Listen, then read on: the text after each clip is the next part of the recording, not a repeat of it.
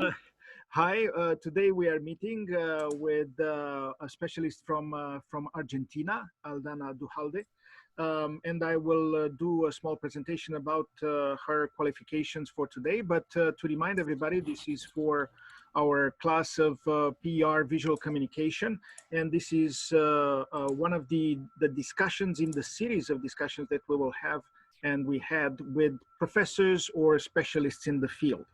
So let me tell you a little bit about Aldana Duhalde.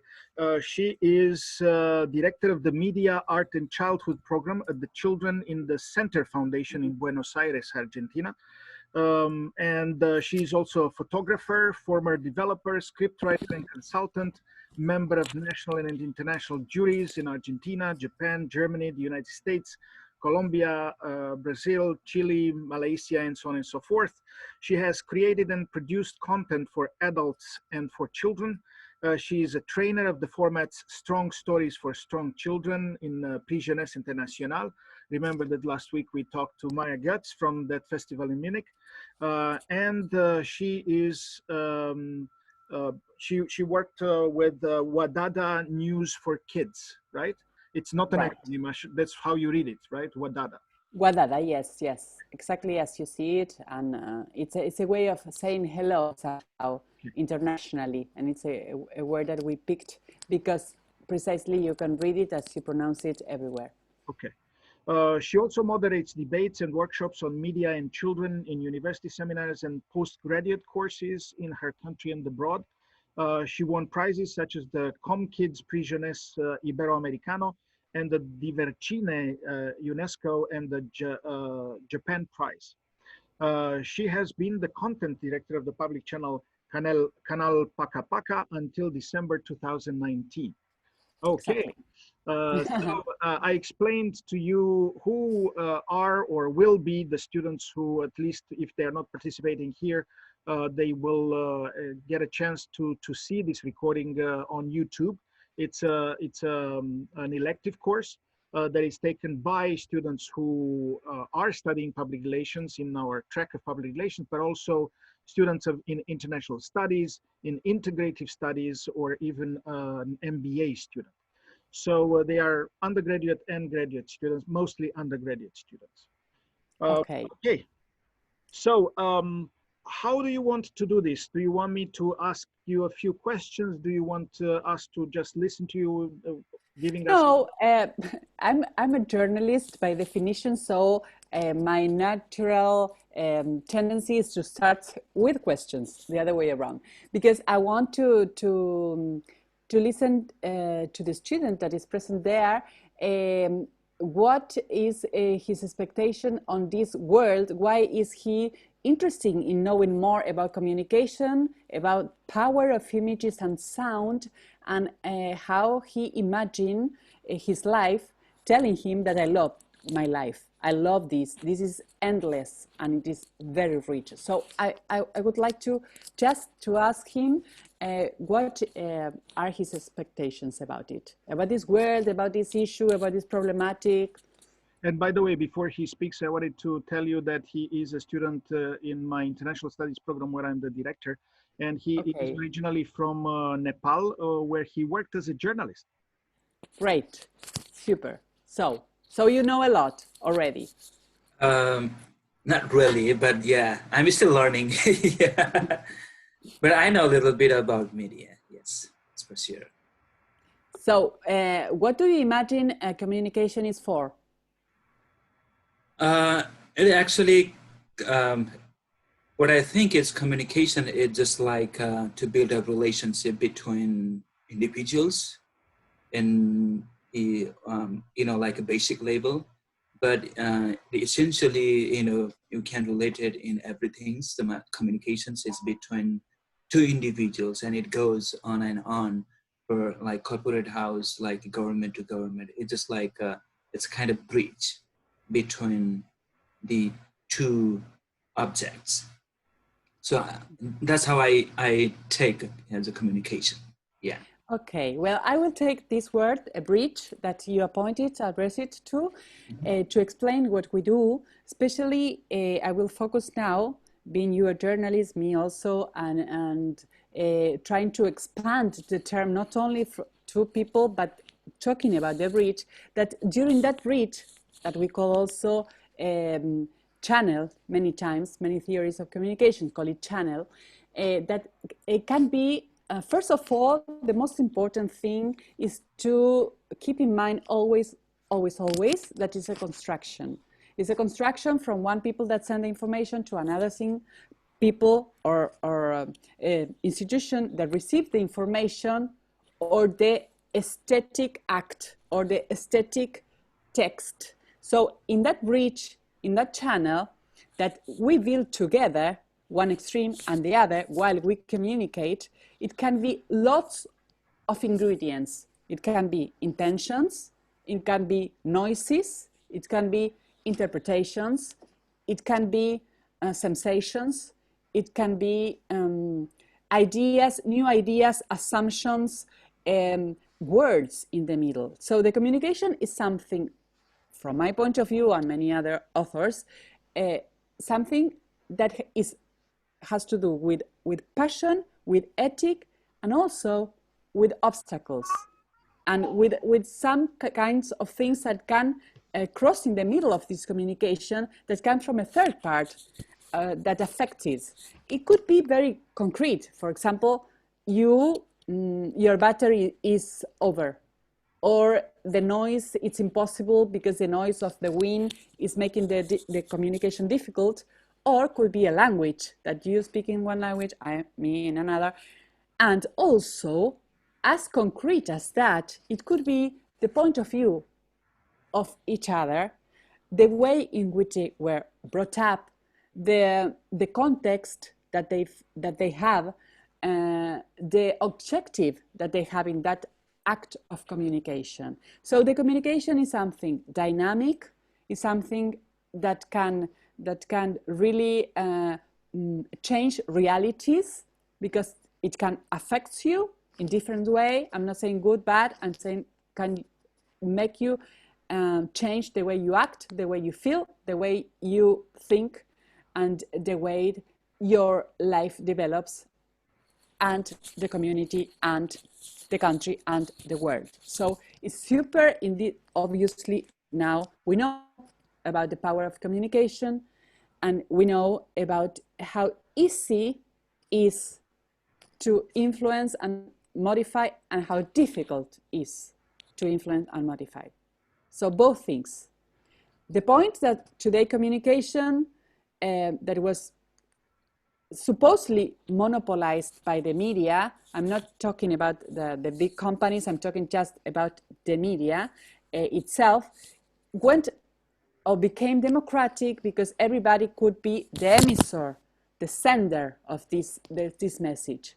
So the question that were there put at the beginning was, oh great, more democracy, more voices, free possibilities, less economical, administration, institutional problems, to put your voice there to be heard by others. But what happened? On the other hand, somehow the same interests that were affecting the huge institutional communication leaked into the democratic, let's say, democratic communication with the same laws. So no matter if it is the big companies or you from your home with your YouTube channel studying something, in front of this danger, threaten, possibility, you always have one thing that could save, especially kids, that I think is the most important public, and the public that I love and for I work, which is the critic appreciation of the message that you are receiving. So to develop media literacy, to develop the sensation that is a construction that can be affected by things that are on purpose and things that are by chance, and to analyze always as a construction that could be modified, and that the construction that is still going on being shaped inside your heart, mind, and reality, it's very important. So, so well, if you want, I can. Hello, we have another student there. Hi, how are you? Welcome, welcome. So, yeah, yeah. That is Francis Akambi, one of my graduate students on the PR specialization. He's from Francis. he's from Nigeria, and Hi. before doing a master with us, he was the instructor of Yoruba in the foreign languages department. Wow, great. So, well, you have a lot of experience also. Yes, yes. Well, hello, welcome. You want to say something because you jump into the conversation and say, "Who is that woman talking? Who am I? Who am I? Where I am? No, Where am I?" we've actually had your bow before. You know, everyone that Dr. Narcissus has always brought to, you know, as a resource person, we've always read your bow on Blackboard, and so I've read it, and I guess I have an idea of who you are, even though I've never met you before, but I know Well, you you are will a never know. You will never know for sure, but I can show a part of me. Listen, it's so fantastic that nowadays, and it's part of one of the projects that I'm in now, that it's called My Hashtag Quarantine Life. It's so rich also. For example, one thing, even when your professor is making an institutionally, let's say, fake background, but because it signifies, it tells us, you know, he is telling me that he likes the sea, that he would like to be in the sea. You are more realistic. You are in your kitchen, isn't it? Is your fridge in your back, at your back? Yeah. Francis, Yeah. yeah? Okay, so Yeah, he has a imagine kid that. also. Yeah, I I heard have it. my 13 I, month old. I heard That's it. why I try to mute my, Zoom so that I don't want him to Can I disturb. tell you something? For me, it's okay because I love children in the center theory. The kids have to express themselves, the right to be yourself, so don't worry. And you cannot mute a baby. You All know, you right. can mute you, but okay. So, but what I mean is that each image of us, even mine, and mine suppose neutrality. If you have no imagine the disorder that I have backstage, okay? But it's life, okay? We are living as we can. I also have kids. It's a sort of gymnasium there, to jump, trampoline, whatever.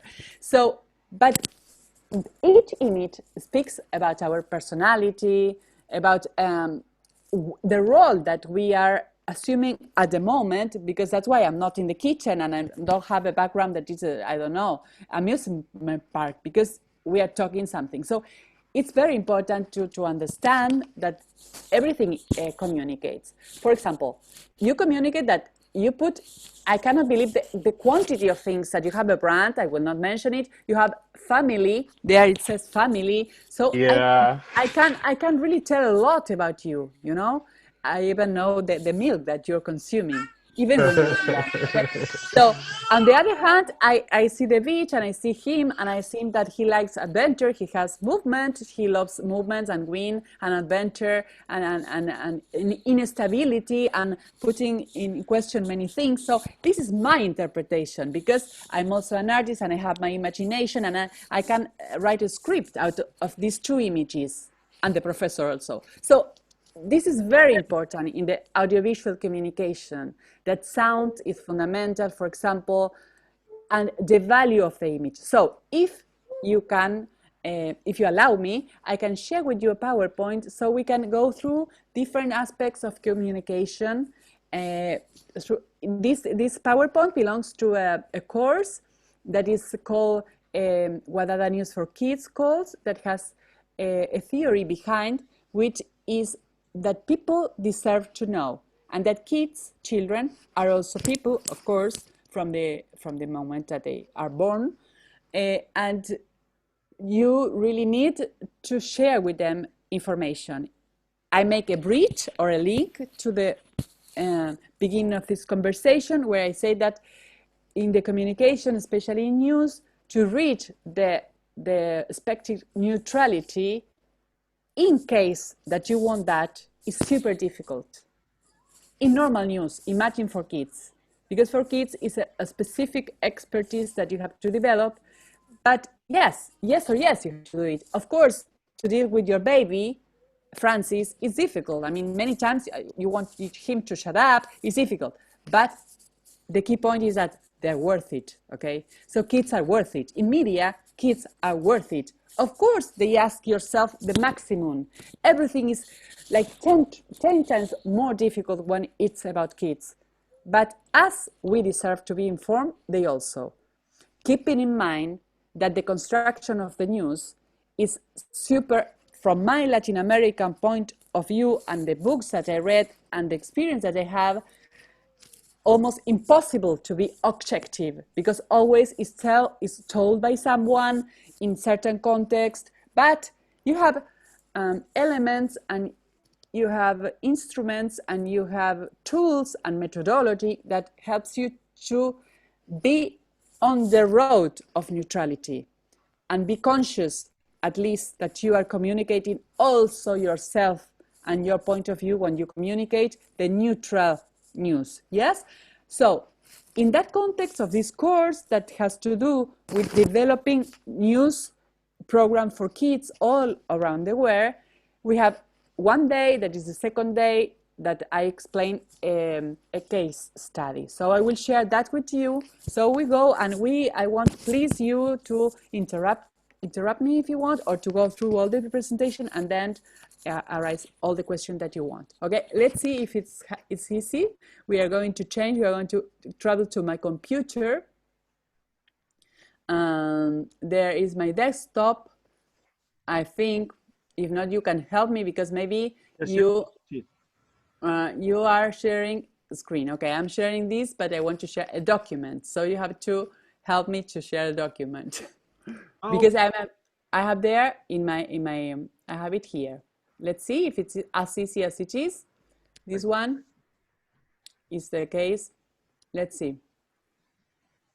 Maybe it takes some time, isn't it? Yeah. Okay. Can you see it? Yes. Yes. Yeah. Yes. Just in case, I will not put the presentation just to see, but with the backstage of the presentation, let's say, because it will be easier. Okay. What do you think? Do you agree? It's better to put it on the slideshow. Is better? Okay. Okay. One on top, it says slideshow. Yeah. On the red. On the red here. This one. Yeah, a little bit to your left. Slideshow. It says slideshow. Yes. No, I used to have it down, but I can't. Play from start. Play from start. Play from start. On your left. On your left. On my left. My left. Play from the start here. Yeah. Yeah. Okay. So News for Kids Wadada, I told you what it is about. So the Wadada is a salutation, is hello, whatever. But it's important to see the logo that it is, first of all, is 3 parts. One part is the one that is talking. Only by chance is GA, my initials, but it's just coincidence. And it was designed by someone that designed a logo, and look at it. It's serious. It's not childish, because we are dealing with serious things here, with serious issues. News for Kids. News for Kids cannot be a magazine, because they are news that are important for them, like, well, I have a party today. Could be a kid's story, but it's another project. This is really news for kids, yeah? So when we have this approach, is very important from the beginning, from the logo, from the style, to make, to respect the genre, to respect that we are dealing with news. This is an image that when I put this image to kids, I ask, well, what they are doing out of context. Yes, kids that are more or less 6, 7, even 8, even 10, 9. And I ask them what it is. And from a distance, they say, well, there are people that are partying. They're in a hotel. Imagine this image. Why do you think they think about this image on a party time interpretation? Well, because they lack of context, and they respond from what they know. It is confused, it is far away, they don't know much about refugees and about this kind of accident, but they know that water and swimming and a lot of people is fun, so assumption. So it's very important that if you put an image, you have to keep in mind the power of the connotation that the image can have in the other one. And if it is a kid, they don't know about it all. I mean, you really have to explain. And if you want them to know, you have to explain. So it's very difficult to share news with kids. What is not an excuse not to do it, but it's more difficult. Okay, then it brings us to this picture that was super debated all around the world about the Syrian boy, Alan, sometimes it's called Aylan, it depends on the publication, Kurdi, that was, well, one of the victims of this refugee, let's call them a horror film adventure that the kids has to jump into because of the situation of the parents and the countries and injustice in general. Well, this brought a very important international debate because the question was whether to publish or not to publish the picture. So now I ask you, you know the picture or you know the case? Yeah? Could be no, the question. Many things I don't know. It's not, I mean, nothing is wrong saying I don't know. Precisely, news has to fight against this, against putting things maybe for the first time in front of you and trying to make meaning out of the situation, yes? So many newspapers and magazines publish the picture like this, like blurring the little kid, yes? Because of the respect that they have to have for the kid. But anyway, it went through all the windows, through all the censorships, through all the obstacles and became an icon, yes? But not without a debate, and a fast debate, because with media, the point is that the news is today and you have to inform now. So how you train your mind to take conclusions, to make conclusions, to really take decisions and to get the responsibility on those decisions when it's about kids, yes? So imagine these two ways of representing the case, the same situation, two different points of view. Imagine the value of the image and how different is to see a person, soldier, whatever he is, guardian, looking just in the distance to the kid, how different is to touching the kid, to taking him as a baby, okay? So for the newspaper to put this image on the cover, it's a political statement what to do with the picture, not only to publish or not, but which picture the newspaper choose to publish, okay? So, always thinking of our motto, people deserve to know, we go on and we find that it was several times, thousands of times, and some of them pick one, some of them pick the other, went on and on and on, okay? See at in the front, at the first line, you see also the titles, the different approaches, the one newspapers take a position, others just informing. Well, many possibilities from the same situation, from the same picture, the same day. It's amazing, yeah? And it's about kids. Even it reaches, and it was used, that's importance of the act of the photographer, whether it's ethical or not, we can discuss it. It was a very long, it's a very old debate if the photographer has to take the picture or help the kid. Okay, in this case, it was death, but in many cases, the kids are alive. What to do if you have a camera, no? But it reaches this public sphere, in this case, parliaments, discussions on refugees. So the picture was an eye-opener and put and make an impact in the agenda setting. You know what agenda setting is?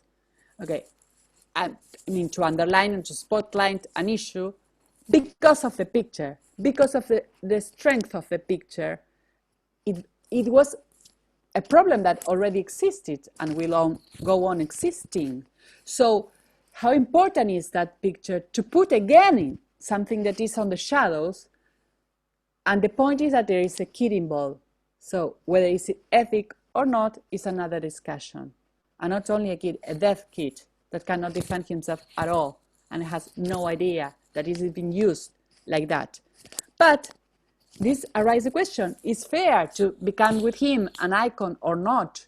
To use him to save other lives, to aware consciousness, etc., etc., etc. So then, not only the newspapers and the magazine, it enters the culture. Imagine if this picture never occurred, the culture never had the opportunity to reflect on this through articles, through humors, through sensibility that art can bring. Imagine humor, political statements through the image. Look how iconical became the image, just the image, okay? Look, yeah? Look how strong is what this person, sometimes, well, there have you signatures, sometimes the authorship of these pieces get lost in the way. This is another issue that sometimes is so inside the culture, it becomes so part of the culture that it doesn't matter who was the first one who started this chain of meaning. Look at this, strong, critical. You cannot be the same after seeing these kind of images, even when it's difficult for me, it's difficult and different if I isolate them and put it in the presentation, or you find it in the middle of the newspaper when you want to know about the results of your football match that you're interested in. It's difficult. It's good to put them all together and it's strong, but in the middle, mingle on all the other news, is another thing. That brings us to other topic, that is the hierarchy of the information, the spaces that each information gain in the fight of this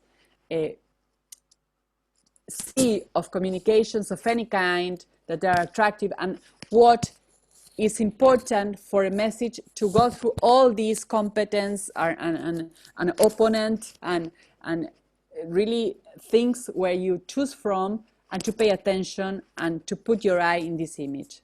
Humor is one of the weapons, one of the tools that you can use, because as you feel that it's light because you are going to laugh, you see it. Illustration, other different textures, okay? Also, if you follow an author, and this author, this illustrator, could be she, could be he, is developing also a discourse through these images and through these pieces. It's not only one piece, it's also the story of that piece from which was the previous one, which will be the next one, no? Look, also some questions came that was addressing social media, the repeating issue. You repeat, maybe without any other reflection, maybe quick, maybe with no checking, maybe not knowing from where. So the responsibility of sharing, the responsibility of taking out of context one message and what is the real impact that it will have, and what happens if it became viral. In this case, it's an opinion, at least interesting that it became viral. And this viral situation converted it in an icon. So we all can, you see, then the art takes power here and brings emotion. So from the cold picture that we see in the sea, we can have this kind of emotion, these kind of stories that on the one way brings emotion on the one hand, and on the other hand, it washes away the political content also. So we are to collocate ourselves as a journalist, as a communicators, as to really say what we want to say, and to really don't use one thing, one issue, one image only for develop our art without taking respect on the image or on the issue. But it's all, what I'm saying is debatable, okay? I'm just putting questions and putting points of view from one image so we can reflect on the responsibility and the pleasure also and the power that implies each image that we put on air or put on social media or put on a newspaper. Well, on and on, more domestic, more poetic, even very strong. This try to be really key, the reproduction, and you imagine him playing and remember that my question as a journalist for kids is whether to use the image or not, to show the image or not, being almost a pair. No? Okay, these are other interpretations, more sophisticated, less sophisticated, but it was around. Look, humanity washes ashore, shame, shame, shame. Look at the size of this sand sculpture, yeah? And this image also is very significant, meaningful, because he is an artist that is dealing with the art, and there is another person who is really putting his eyes on the sea, no matter what is happening here, which is huge. He's completely in a moment, not paying attention.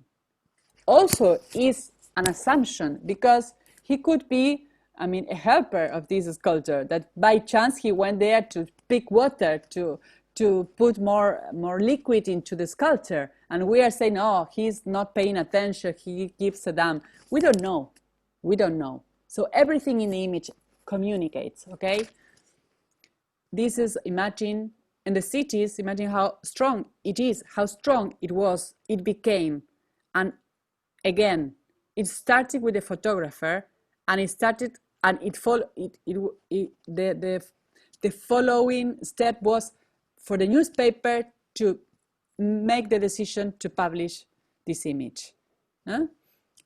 Performances are performances involving many people doing the same, to reflect, have acts, physical acts that takes time, that put together many people thinking, that awakes again press and try to be covered by press again, so the news comes again and again and again. Look, many, okay? And of course, getting bigger, it's not only this icon or this iconical boy, but there, how many of these kids are out there, and how many people, adults, families, stories. This is media, look at this. The big image, and all around, cameras, journalists, just recording him.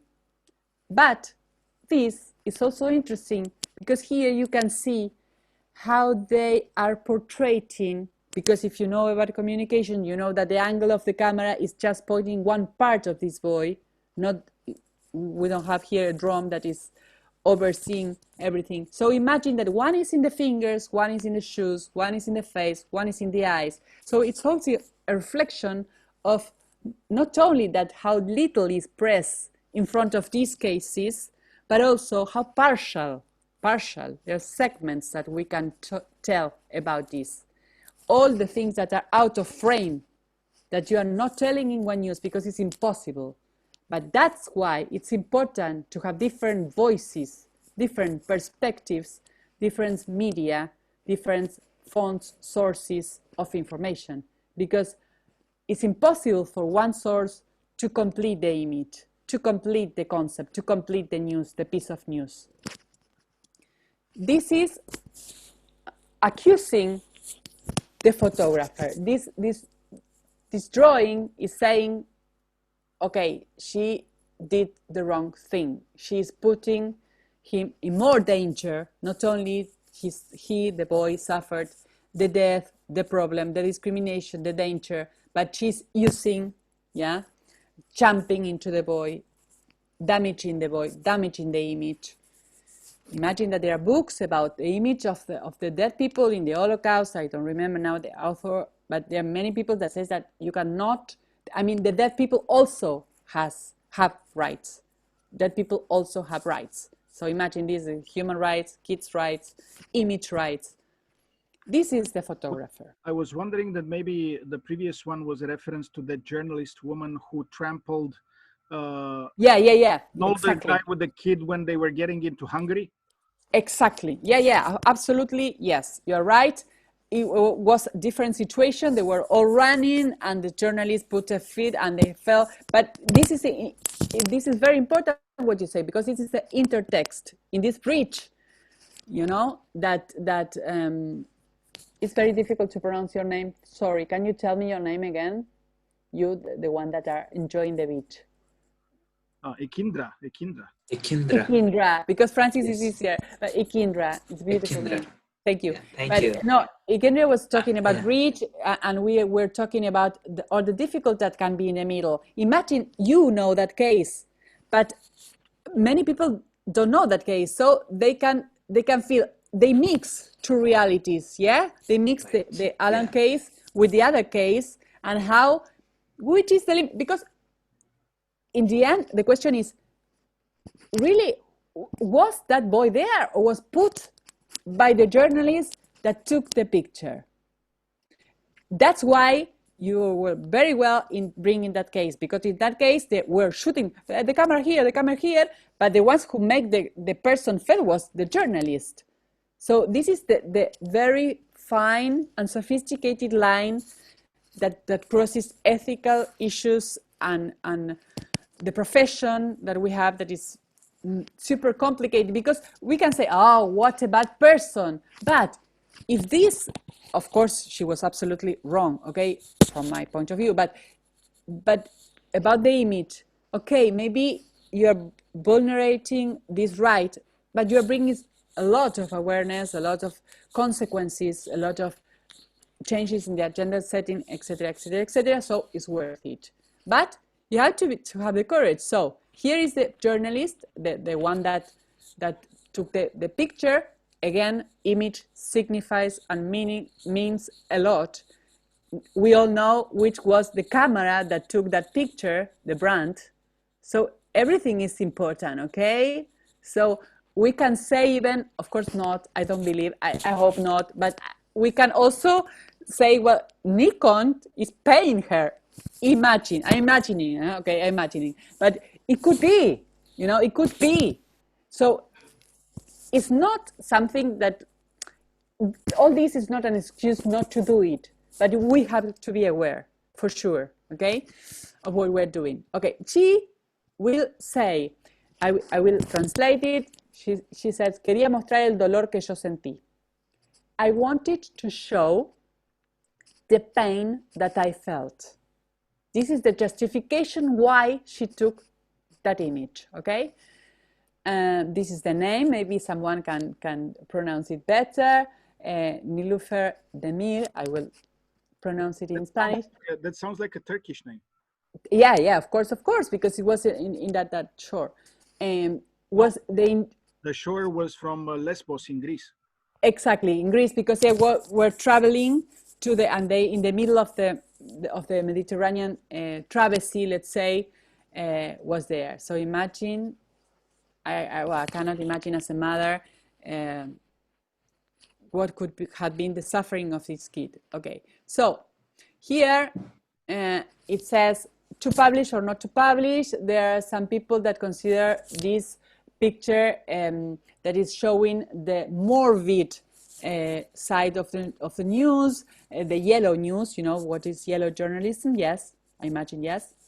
But other people consider the picture as necessary to show reality of the situation. So here you have a link that then I can give you. That is a debate. The problem is that it's in Spanish because it's from Spain. That I don't even know if this debate is fake or not. Yes, to tell you the truth, I don't know. It could be a scene that was mounted or not. Could be that they recorded a real debate, but it doesn't matter, because the important thing is that it put some questions on the table. It put some conflicts that this picture brought, and well, its extent, if you can visit it, I'm sure that somewhere you can find it with subtitles, but it's all the editorial room discussing whether to publish or not where to publish it, and how, and which of the versions. Yes? Okay, so if you want to get deeper, this is the situation, you see? They have several pictures. This is the date. I never said that it was in 2015, sorry. And they were really discussing this case. It's interesting. If you can find it with subtitles, it would be very worth it. This is some pictures of the situation. They were debating and analyzing. And by the way, sorry, I have to tell you, very few women in that room. Mainly, the decision was taken by men and the opinions by men. But okay, we know we are talking about this kind of debalance, and I think that in that editorial room also it was worth it to have one refugee that survived, one refugee, not only women, men. It's not that dichotomy the only thing that somehow prevents us to make mistakes. You really have to include several voices to discuss a question like that. And I'm sure, not I'm sure, but I suspect that they never ask a refugee how to do, whether to publish or not. But in any case, we have to keep in mind that maybe the person that really have the experience can give us a lot of input to take the decision.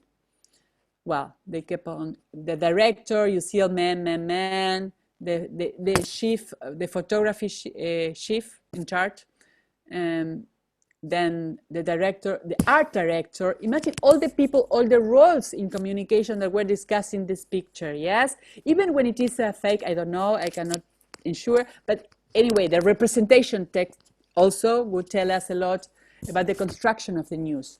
All these aspects, also brands there, you can recognize.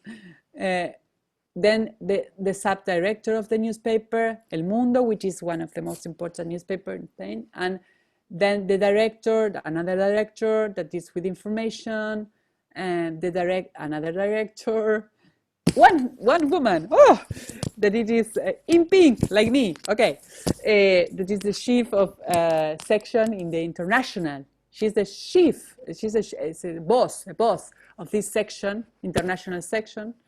So it is a woman that is put in a key role, yeah? And another woman, she's another, like, adjunta, like co-director in a digital field. And this is the little boy that I want to become to the end with the life of the boy, because the other picture was really spread, not much this one. If you remember, the father was talking a lot for a short period, then we forgot about the case. And but this is the boy. I mean, this is the boy. The other one is the image, the icon, but this is the boy. And it's really different, you know. So, first of all, coming back to this picture, I want to thank him, really, for this class and to be capable to discuss this issue with you through his life, through his death, through his experience. And it's important to honor him in this little communication act that we are having, okay? Could be any of our kids, could be us, okay? Yeah, I mean, I wanted to say thank you for, making this picture a topical discussion, because I remember back then when the picture went viral, I mean, there were so many pictures, variations of the pictures, like the one you just showed us that has like different meanings. And I remember one that I saw that really struck out was, I think it was one of the ones that you showed. But this one had, wings, and then there was an halo on the boy's head, which means like he flew to heaven after he died. An innocent soul that got washed to shore because they were trying to find a better life, trying to migrate from the war-torn country, to so that really stood out, to me.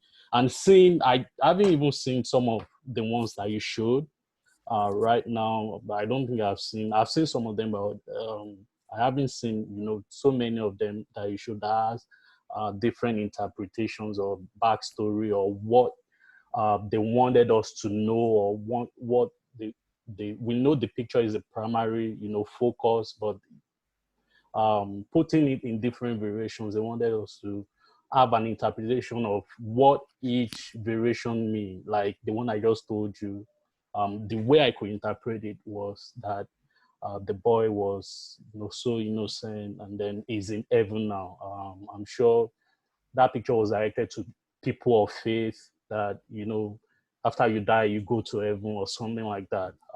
So I also want to say that, it's good that you brought this up, and we could see, different variations of the picture and the interpretations that we could derive from each, or the situations that warranted, each of these iconic picture to be put in that situation.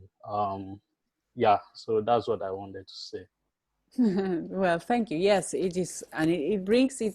I hope it brings questions to you. That's my main objective, and to help to make this communication act with really all together, because nobody has the real formula to do it well.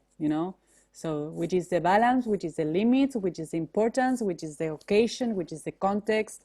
We need our souls and our brains not to compete, but to work together in building this kind of news when it deals with human rights and urgent issues. So thank you also that you are listening here. Then, well, I brought here another kid that never became an icon, but it's exactly the same. So also imagine how many are out there in the same situation, and the difference that the communicational act brings to the same reality, the very same reality. How important is our role or not? It depends. Then we are going to think, each of us, if it was worth it or not, and what to do if you find a kid like that and you're a journalist, okay?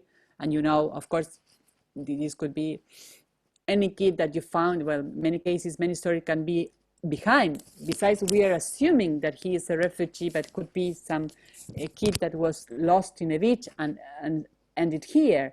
I mean, the lack of context, the lack, in this case, of epigraphy, is many times the way in which we communicate things. And it's so easy to lie, even when you don't have the intention, even when you are aware and you're responsible. So this is the equilibrium that we have to find between communicate and inform and be careful of what we are launching out there to navigate possible viral situations out of context. So we have to keep that in mind. And then this was another one that, yes, became iconical. And then after this presentation was a third one. And really this one also was super discussed, if he was put there, why, if he has right to be shown like that. Also were video images that shows when he is put there. But the image is almost a painting. I mean, it's almost a painting, and it's very representative, very strong. In this case, it's not that he's alive. So imagine this is a person. This is a person. He will grow, and everybody knows. And I'm not saying it's good or bad.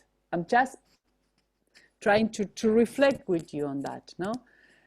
And then I think that not long ago, we found another father with a boy, both of them dead the same way McCarthy was. So it went on and on, obviously. But at that moment, it was really something strong, the debate.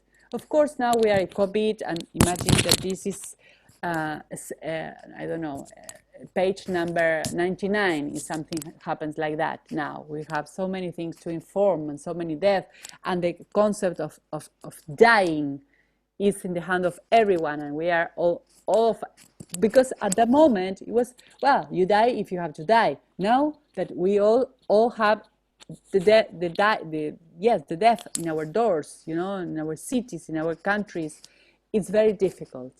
to understand and to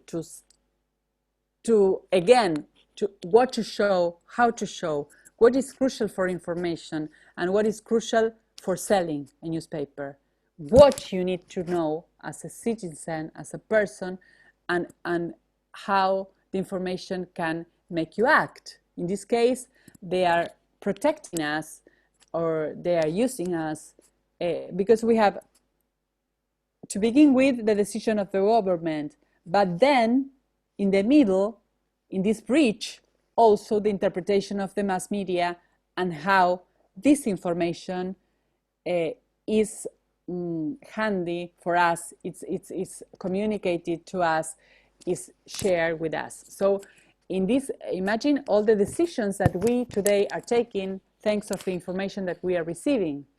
And it is so clear when it affects us, but it gets more confusing when it is not about us. It's about a boy that who knows from where he's coming.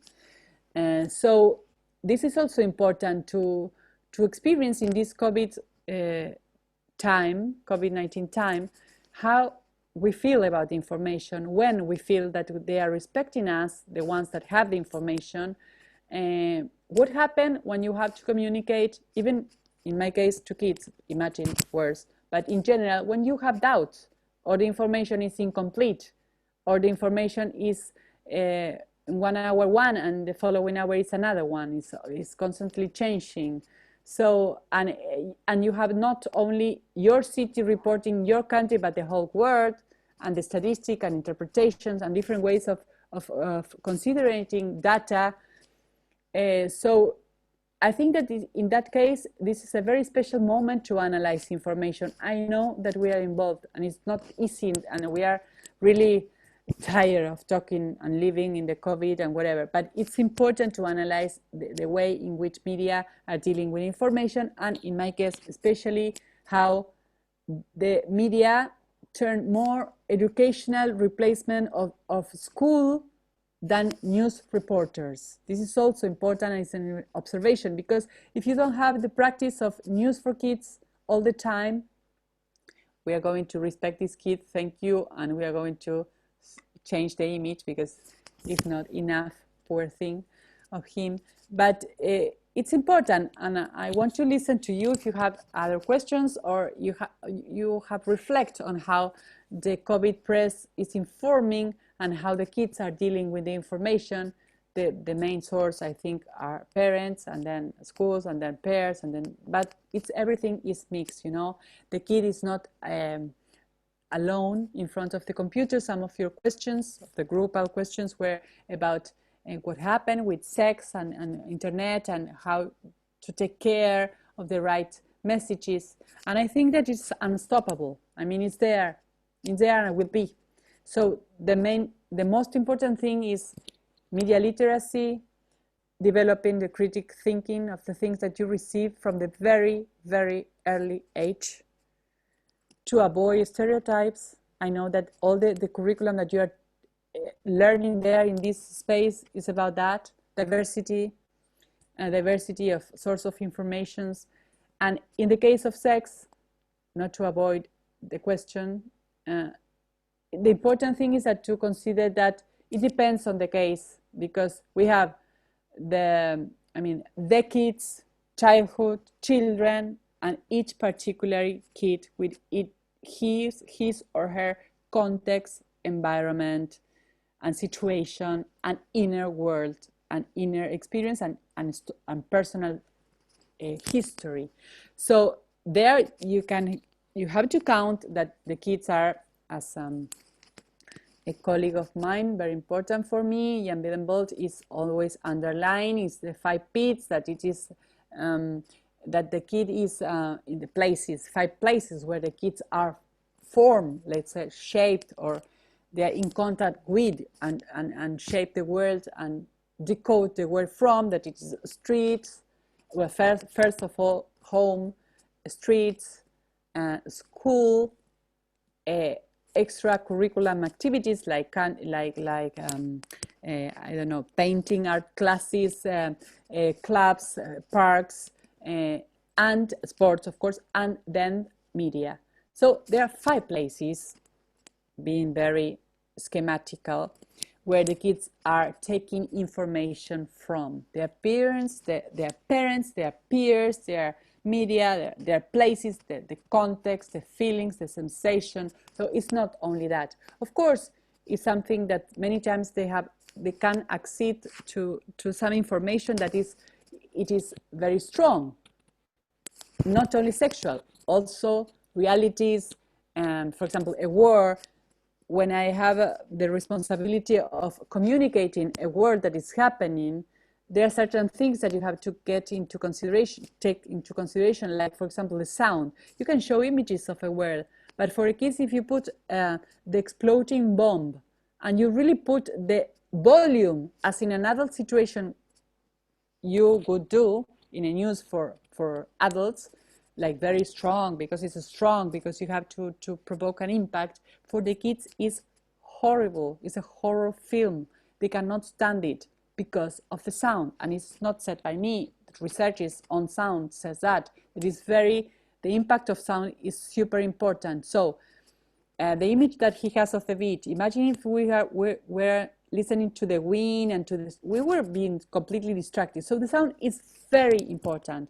It's very important, and it could build, coming to the beginning, a bridge to communication, or a wall that you cannot penetrate and you cannot receive that information because it's too strong for you. So it's an expertise to know how to build, how to construct together with the other person, with a child in this case, this act of communication that is information, that is news. Is very important. So coming back to the sex, because I don't want to avoid that.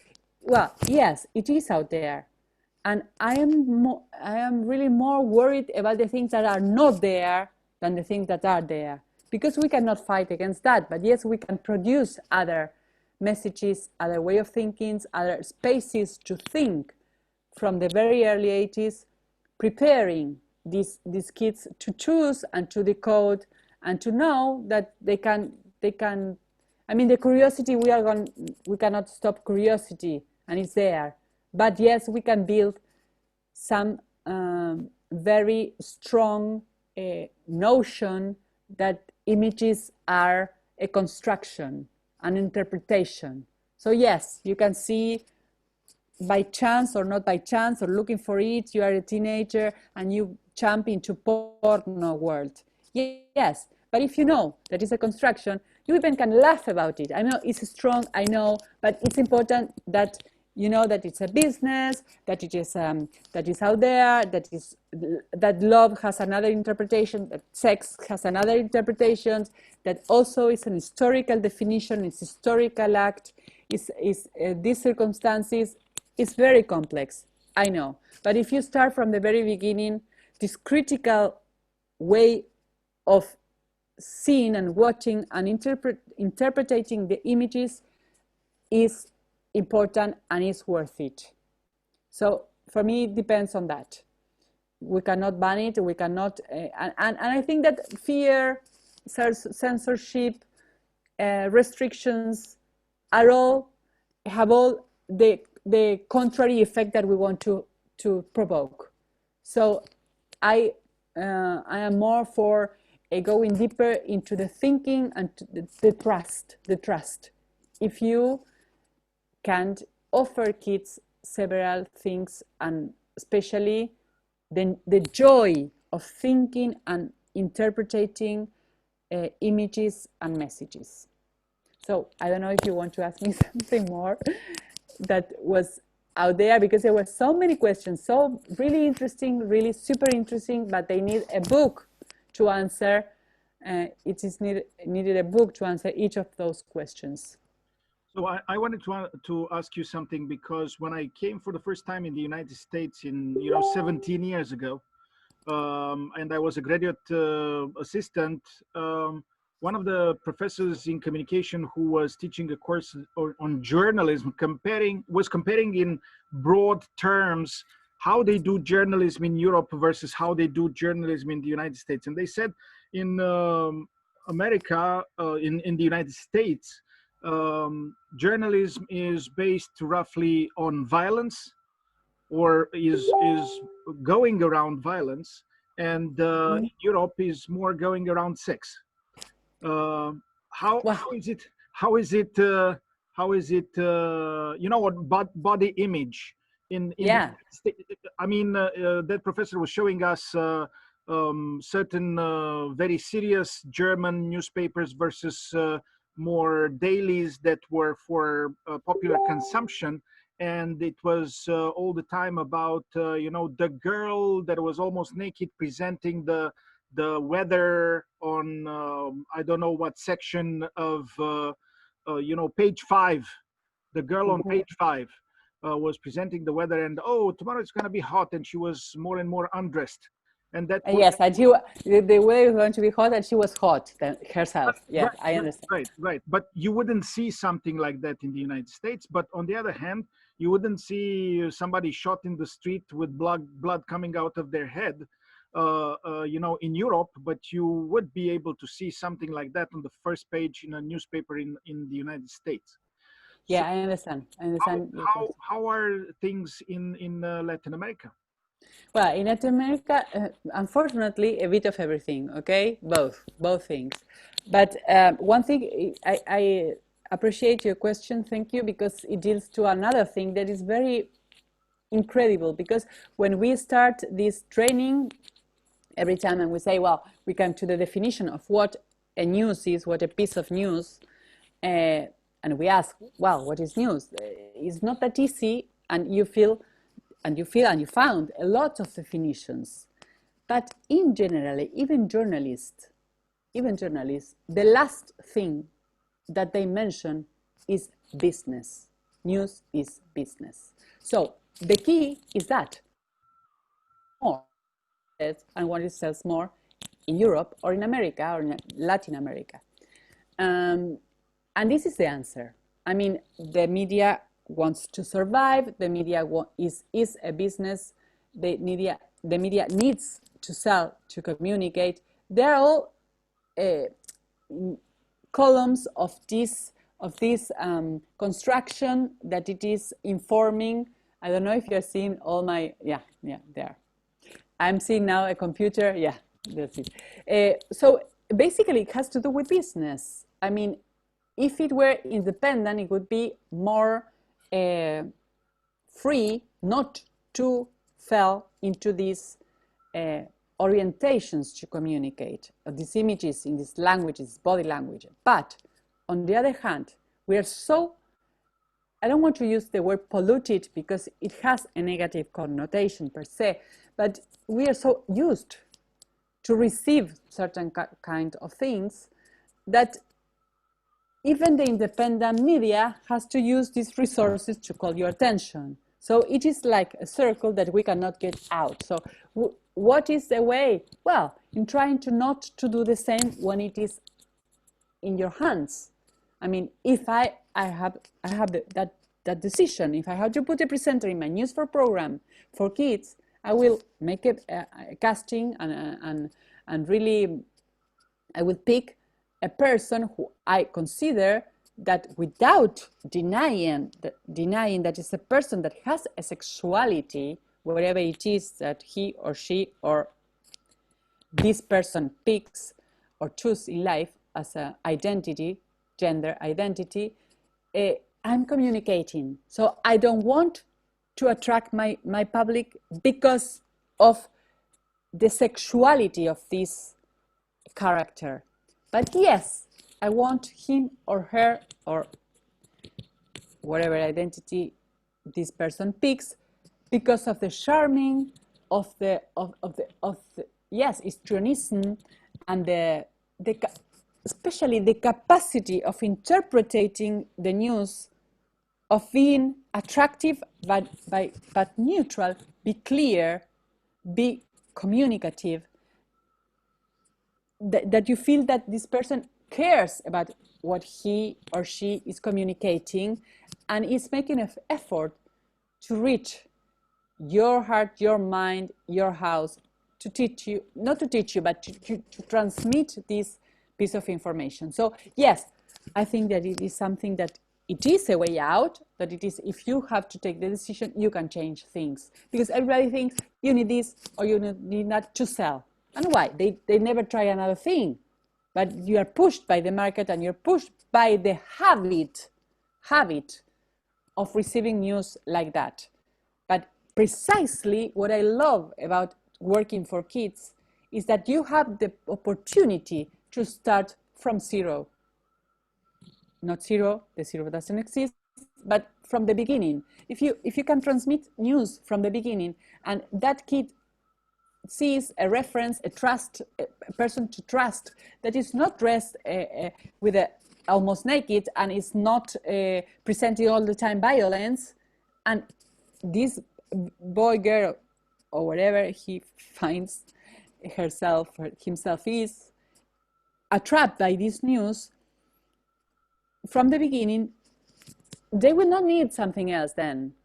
So it's an opportunity, and also it's an opportunity to put more source of information, to assume all the time that you are a construction, that you are communicating part of the issue, part of this complexity, also without showing that it's so complex that you don't belong here. I mean, it's a balance, because you have to be simple, but not simplistic, you know.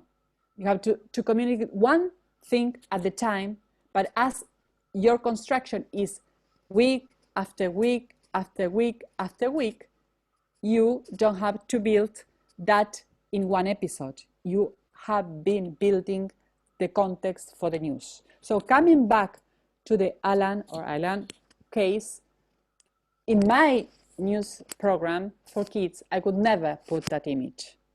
Mm-hmm. You know, you want to know why? Yeah, sure. No, because maybe it is because if I did things well, I've been preparing the context, and it will not be the first time that I talk about refugees, because it's important, and because there are kids involved, and I put in my agenda setting is as a priority and a very important issue. So, but that this picture brings, probably the kids will jump with the picture from the newspaper, because we saw that we're everywhere, or internet, so they have no necessity of receiving that information again. They know what we're talking about, but they know we're talking about not because of that picture, because of the context that we were building. So we are going to go on transmitting as always, talking about the issues as always, and not using again this kit. It has no sense, and this has to do with violent images or with impressive images.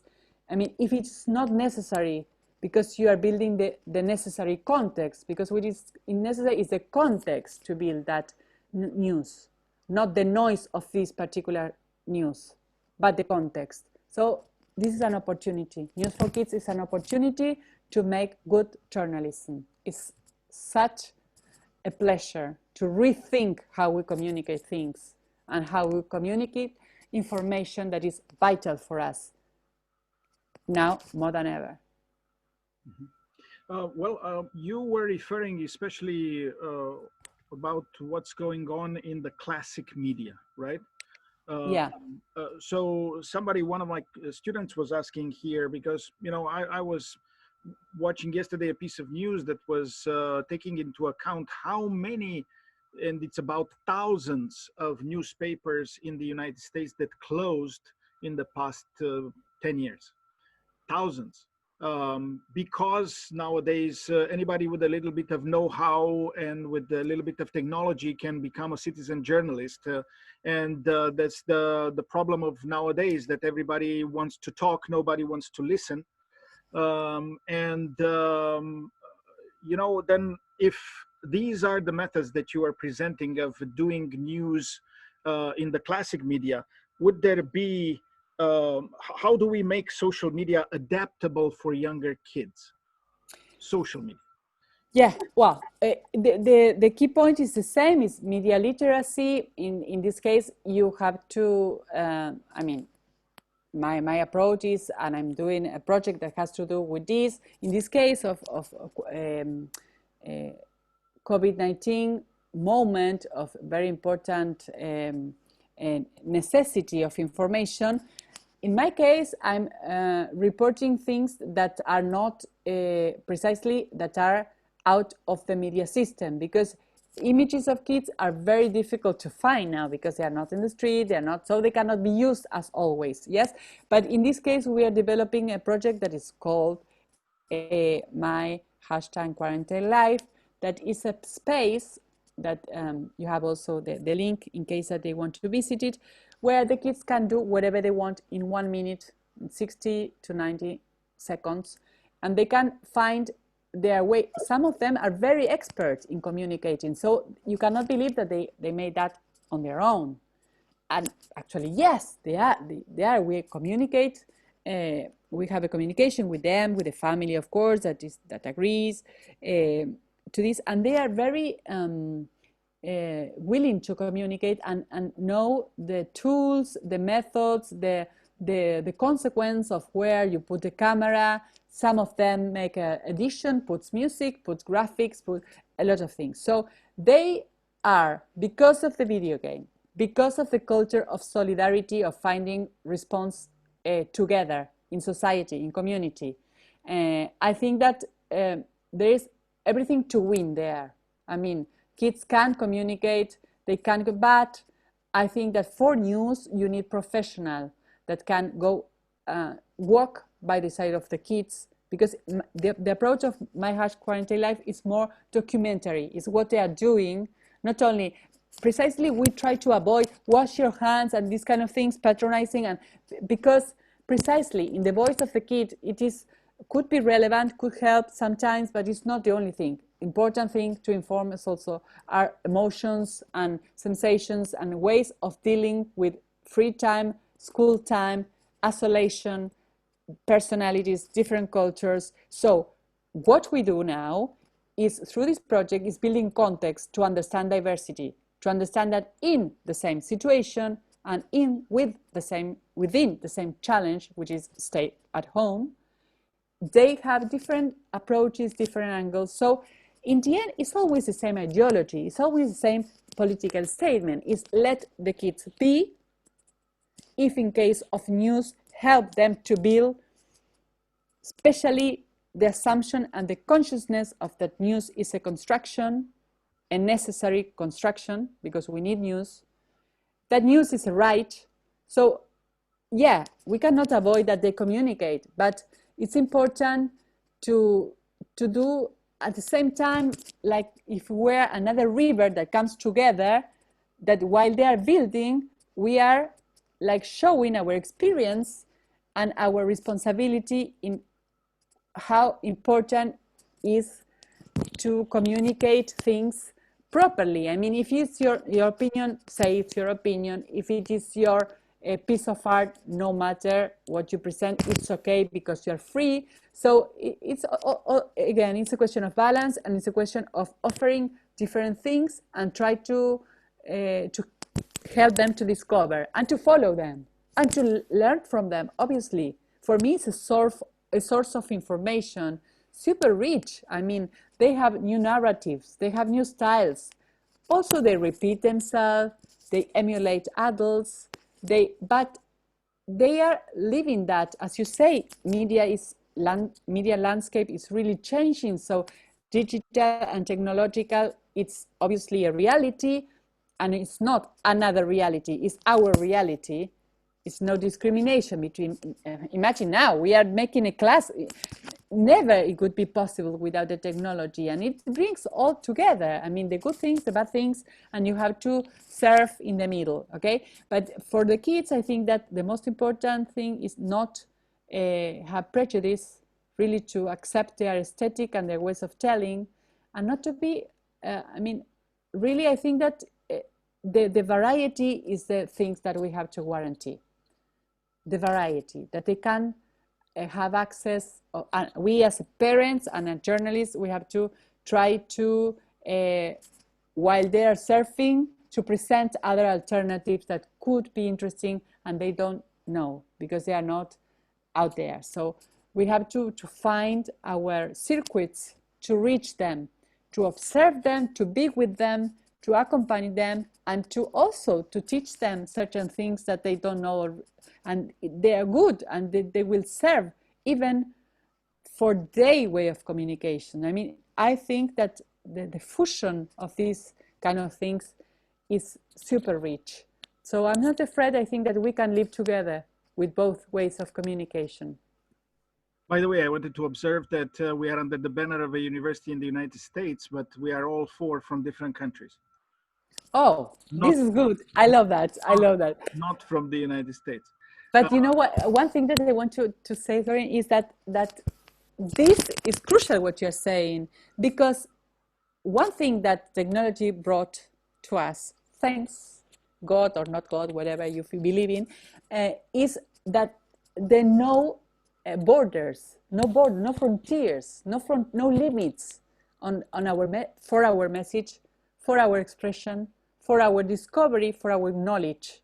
Yeah. You know, the sensation of never ending. I mean, sometimes I get super anxious in front of the possibility of internet. It's endless what you can learn, and that obviously doesn't erase the real experience. We are suffering it now. We are really, and the kids are suffering that. Imagine this from another perspective. We are obsessed on kids attached to screens, yes, and the quantity of screen. Okay, now that they have all the possibilities and we need the screen, we discover that kids really are missing the outdoors, the friends, the touching people, the human contact. So don't worry, screens are not replacing these kind of experiences. You know, we are really experiencing now that they really miss, and they are not the same people. And we are, you Francis, as a father, of course, you need other kids, other babies to I don't know how old is your kid, but we know that it's essential. So don't worry about the screens. Don't worry. Let's put quality, let's put diversity, let's them be themselves, express themselves. Don't be so afraid of sex, because screen is only a part, and we are experiencing that it's only a part. When it becomes all our reality, we say, no, this is not right. We need the experiences, the human experiences, the contact, the silence, the no screen, the no image, the sun, the air, the brotherhood. I mean, the traveling is not the same. This palm. I'm sorry, I'm obsessed with your landscape. I love the Caribbean. I love the sea. So you made me remember all the things that I don't have now. But we have the image of the sea. Yeah, and we have the image of the sea, and we cannot be sitting the sea, but he's missing the sea, evidently. That's why he puts that image, the real experience, the real thing. So, yeah, by the way, and you're right. But sorry, I interrupt you. You're saying about that we are from different cultures, which for me is a bless. I celebrate. I love to travel around the world and to discover other cultures. But by the way, you were mentioning earlier that it's very hard for you in Buenos Aires to discuss with children because they are not on the streets. I don't know, here in St. Louis, the kids are on the streets because people are very individualistic, and they say, you're not going to force me to stay in the house. Well, you know that this brings a deep debate, because I think that it depends on the context, really on the culture. I will not judge the United States or your particular city.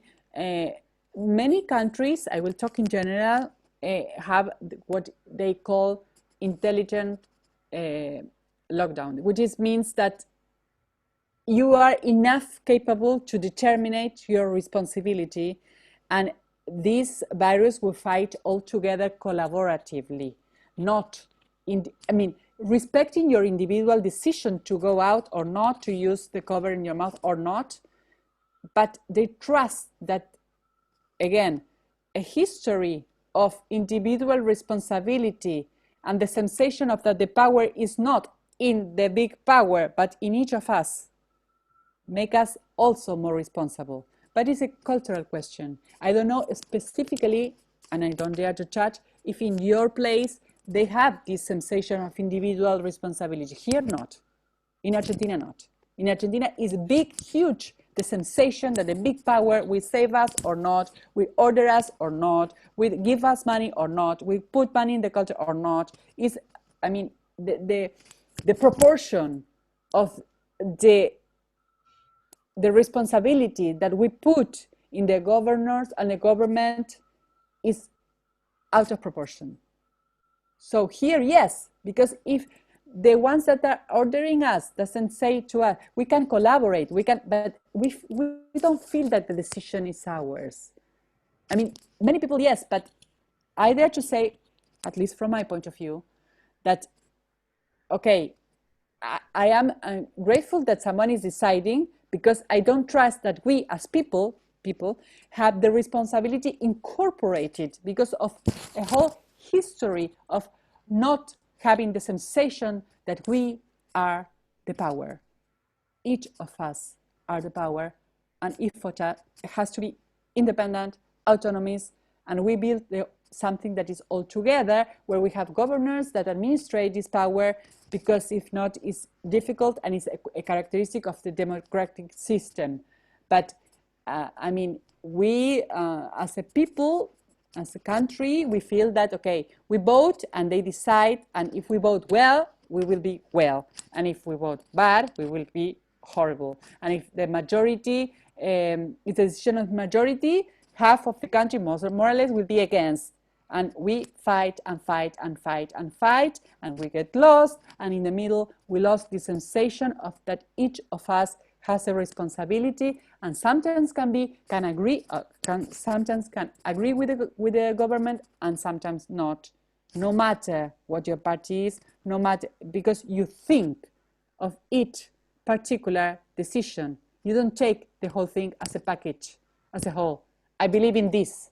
No, I think of each thing that this thing that is now at the power is presenting to me. But as it is not incorporated, from my point of view, in each of us, we have this sensation and we have this necessity, let's call it, that a government says, well, don't go to the street. So in this context, which is really dangerous, maybe it's the right decision. I don't know, I'm not a scientist to tell you. But for sure, we don't have the inner responsibility. I don't know, you tell me in your case, if you feel that it is disobeying, lack of consciousness, rebellious attitude, how do you feel it? Right now, there is a discussion now that there are some cases spiking, especially in the states that opened sooner than others, or did not take into consideration these social distancing rules. You know, California, Florida, and Texas are now having huge spikes. Just 2 days ago, I saw the case of a family that, in my neighborhood, it's kind of in the same way, in the sense that I see neighbors who have extended family who visit each other with relatives and friends because they trust them, because they think those people also stayed at home, so they are safe. But the case of 2 days ago in Texas was that family, extended family, met for somebody's birthday, a child, and actually the person who organized the party was infected recently, not realizing it, and then it infected the whole family, like 18 people, and 2 are in ICU, 1 in intensive care, 1 is in a coma or something like that. So, beyond that, I if such situations can occur, I don't know what to say. Yeah, but they do occur. The point is that they do occur. Individualism or listening to the government, I think it's better to be safe than sorry. No, me too. That's why I want to be very clear. I think I want to be individualism to say, let's stay all home.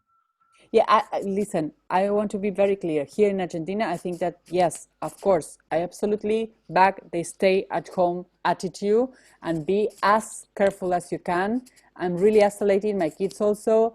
We are not, and I appreciate that the government is taking this position. I'm worried about economy, but it's another issue.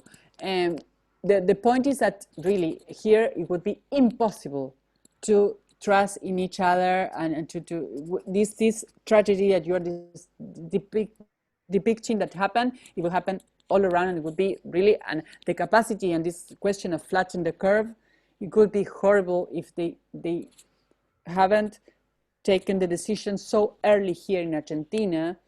And I applaud that. I think it was very, very great. The reaction was immediate and was really unanimous. Like, it was great. No. This I want to be clear. I wish we could have more inner responsibility, but we don't.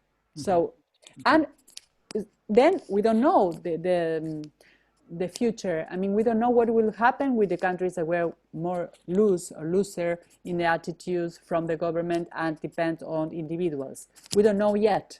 This is so mysterious that I don't know who dare to raise a hand and say they has the right answer. I don't.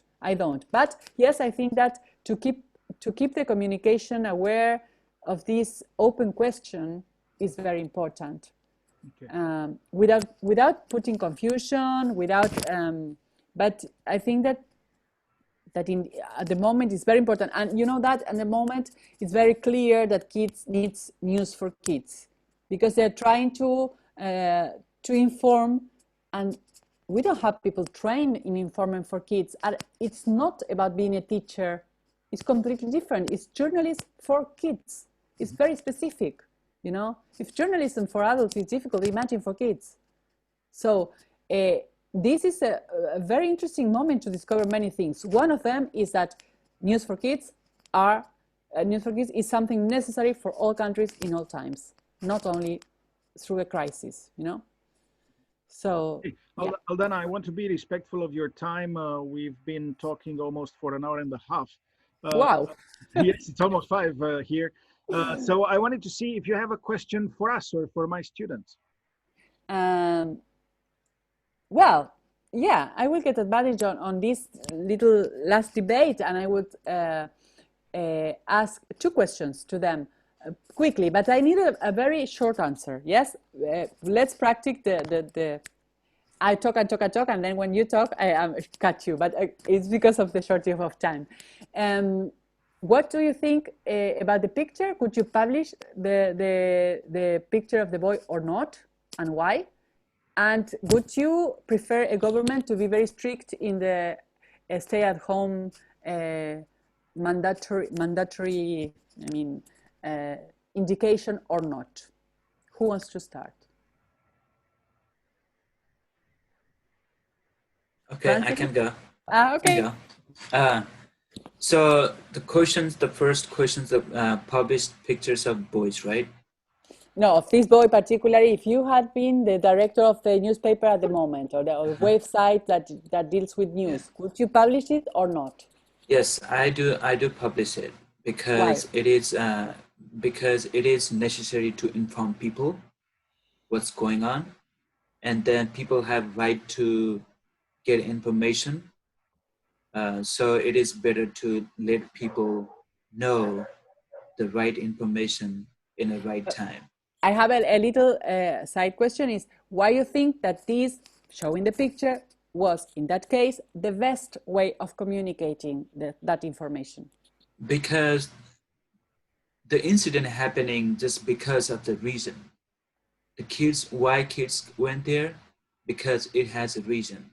Why kids die there? It has a reason. So it can preventing in a future time if we are responsible for that during this time. I mean, like in this time. So it couldn't happen in the future time. For example, these kids, I don't know what's the context about these kids that, you know, like die in the ocean. I think it's just like, for example, if refugee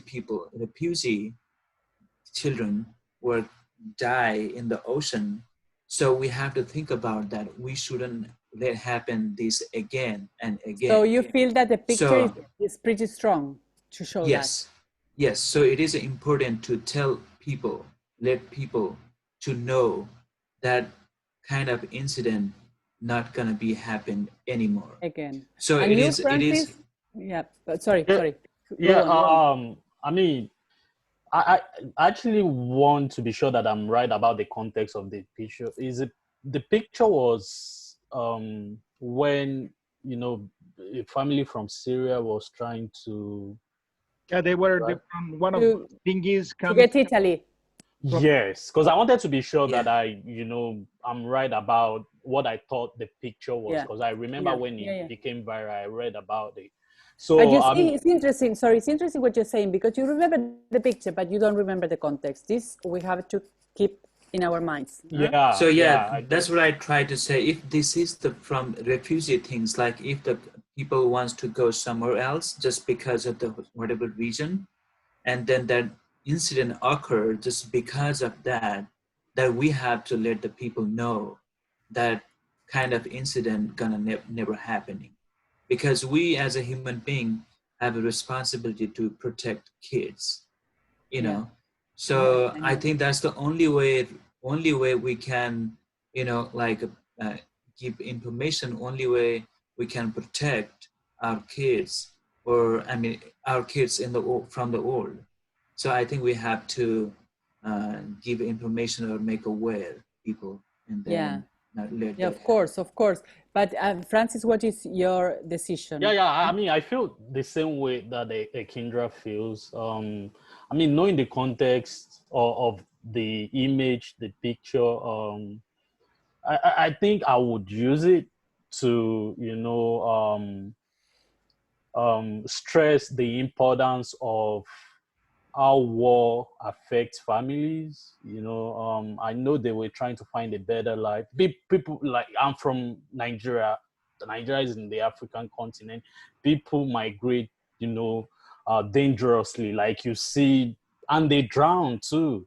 Because they're trying to find a better life. Like, some of them are from war-torn countries, from Sudan, Yeah, some of from, them came from the yeah, war, from yeah. the yeah. So it just goes to show that if we try to make the world as peaceful as it is, I mean, that's the message that I would be portraying, wanting to show that image, that, Yeah, iconic picture of that, I mean, there are some wars that are, that you could avoid, like the one in Syria, is because, the Bashir didn't want. I mean, so many things that one could talk about that, but they were trying to run away from that, and then the kid ended up drowning in the ocean. So, if I were to use that such picture, I mean, I would definitely use it. But if I were to use it, it would be in the sense of, talking about why they had to leave, and if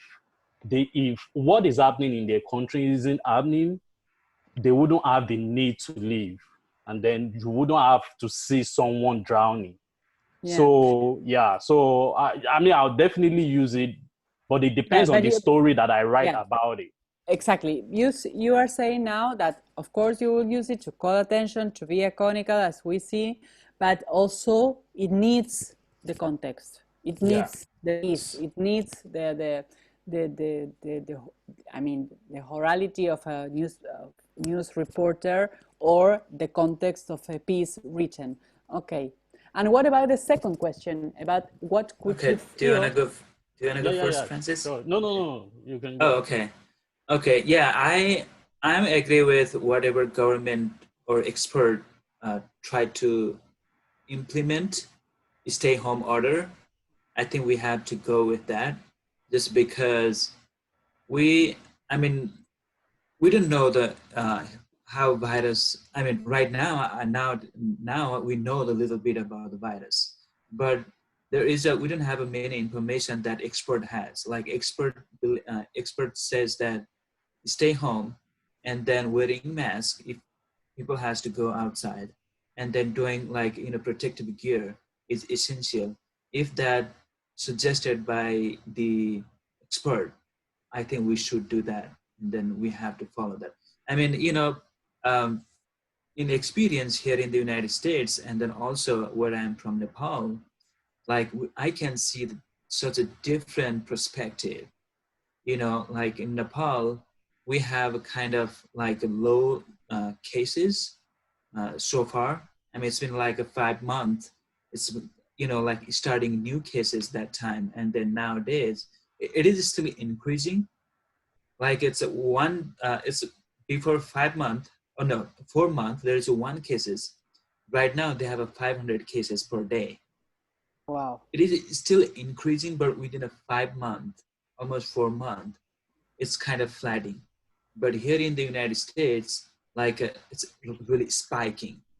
So I Yeah. feel like just because they use it, like people don't uh, like care about the protection things, I believe.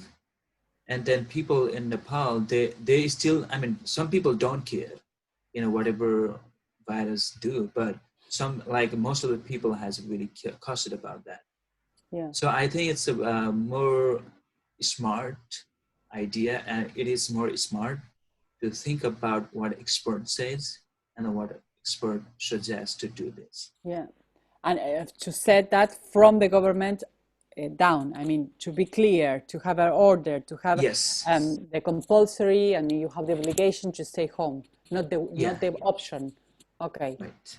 You think that has to be a political clear Yeah. orientation. Okay. Right. And you, Francis? Yeah, same way. I mean, I see a lot of images, a lot of videos of,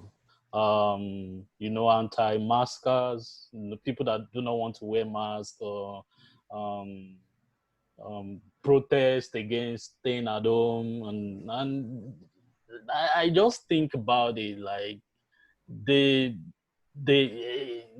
so much conspiracy theories. I still saw one on Facebook today, and Yeah. I can't just believe the way people think, labeling Fauci as Fauci is the expert, the White House coronavirus expert in the United States, Dr. Anthony Fauci, and then they label him as a satanic, Yeah. Yeah. so many names. Like Yeah. he's just doing his job. From the He's ovnis also. Yeah. Yeah. So Yeah. I mean, I see a lot of people spew, different conspiracy theories, bringing the spiritual realm into it.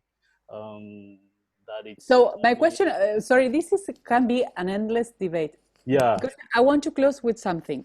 First of all, just you keep it, think by yourself because we are not going to solve it, and I feel that Sorin has to close the class. But it's important that how this last debate of stay home, not stay home, is the government who has to say it or is individual decision. How would you express as a journalist that? If you have that opinion, because you both express your opinion. So at the time of writing an article, what could you do with your opinion? You would express your opinion through it's impossible to avoid giving your opinion. It's good to give your opinion. It's bad journalist giving your opinion. There's all questions that I put there and I leave for you to think. One more thing that I want to say is it's super contradictory, everything, because I have just told about the borders, no borders, the new technologies, the kids, no borders. And then finally, we're talking about borders, how important they are. Each government is deciding, each place, you are make a comparison between Nepal and the United States. And we are bound to fly from one country to the other. The frontier is essential now. It's becoming essential. So this is the world that we have to live. I mean, no frontiers on the web. Yes, super frontiers now at the moment when the world is opening and when you have to stay home is a very crucial moment to make manifestation and to fight for the rights with all the issue that happened with this injustice, death, and the policeman and whatever. So it's full of contradiction. We live in a sea of contradictions. So how to find our orientations? I think that diversity is one of the key points. I mean, to listen, to read, to contact, to listen. Sorina at the beginning said, well, we are super used to talk, me the first, and not to listen. And it's so essential to listen, to understand this word is complex. And on the other hand, we don't have the time to stop everything and think, well, now, yes, because of the COVID, more or less, but I mean, it's exceptional this time. So what advantage we can take from this time, even being very difficult to communicate, to make decision, personal decision, to think again about our career, professional career, about it. It really puts everything in movement. I don't want to put in danger, I don't want to put in risk, but in movement. We have the possibility of think and rethink and to listen specifically. That's why I appreciate that I could listen to you. So really interesting, and so make me really open the eyes of how difficult it is and how far away are we from each other and how close, because we are discussing the same issues. So thank you for the opportunity, Sarin. Well, thank you very much, Aldana, for your time. By the way, for you, it's 7 o'clock in the evening? Yes, kind of, I guess. Yes, I completely lost in time with you, you know. We are kind of 2 hours apart, right? We are in Central Time, like Chicago time in St. Louis. Yeah. So you should be 7 o'clock in the evening. But think about, you know, when things were possible to get outside. I guess Friday night at 7, maybe you would have made plans to get outside and go to a bar or a restaurant, right? Me? Not at all. I'm no. I'm telling you that I have a date with a friend. We are going to really talk about. It's difficult. The agendas are very busy, paradoxically, but I will have for sure something to drink or something to talk. But no, I really think that this is another assumption, because I don't go out Friday nights, never, ever. Not no, I mean, it has to be a special occasion. If not, I stay at home. I watch a lot of movies. This is my party for me, to watch movies and to be with my kids, basically. So I hoped you were different than me. no, maybe balance in life is important, you know. So maybe sometimes we can find for a drink and with the students also. So who knows? Who knows? Sure. Thank you very much. No, you're welcome. Everybody, Thank you. try to enjoy this Friday evening. Okay, Yeah, thank you so much. Thank you so much, Alden. It's nice to talk to you, and thank you for Dr. Anastasia, and thank you also for Francis. It is good to meet all, Yes. and have a good weekend. It was a nice meeting. Bye. Thank you. Nice Thank you. Namaste. Namaste. Thank you.